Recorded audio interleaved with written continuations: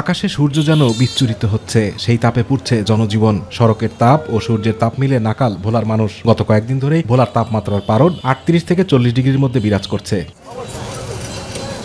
তার উপরে লোডশেডিং যেন মরার উপরে খাড়ার ঘা। একদিকে গরমের যন্ত্রণা, অন্যদিকে লোডশেডিং, সব মিলিয়ে অতিষ্ঠ ভোলাবাসী। অনেক গরম পড়ে আর কি, গরমের থেকে আমরা ঘর থেকে বাইরে হইতে পারি না। যখন বাসা থাকতে পারে না, বাসা থাকে না কারেন্ট। প্রচন্ড গরম, রোদ্রের যেমন তাপদহন, তারপরে কিছুক্ষণ পর পরই কারেন্ট থাকে না। তীব্র এই গরমে কাজের সন্ধানে ঘরের বাইরে আসা শ্রমজীবী মানুষ পড়েছেন চরম বিপাকে। জীবিকার তাগিদে ব্যবসা গরমেও কাজে বের হতে হচ্ছে নিম্ন আয়ের এসব মানুষদের। বাইরে মনে হয় যে আগুন জ্বলতেছে গায়ে, যে গরম পড়তে আছে তাপমাত্রা, আর ডাবের পানি দিলে গরম হয়ে যায়। গরমের কারণে আমরা যাত্রীও পাইতেছি না। আল্লাহর কাছে দোয়া আছে যে আল্লাহ যেন গরমটা কমায় যায়। এদিকে গরমের কারণে চাহিদা বেড়েছে পানি ও কোমল পানীয়। শহরের মোড়ে মোড়ে মিলছে শরবতের দোকান। এসব দোকানে ভিড় জমাচ্ছেন তৃষ্ণার্তরা। শ্রমজীবীদেরও মিটছে তৃষ্ণা, তবে তা ফুটপাতের অস্বাস্থ্যকর শরবতে।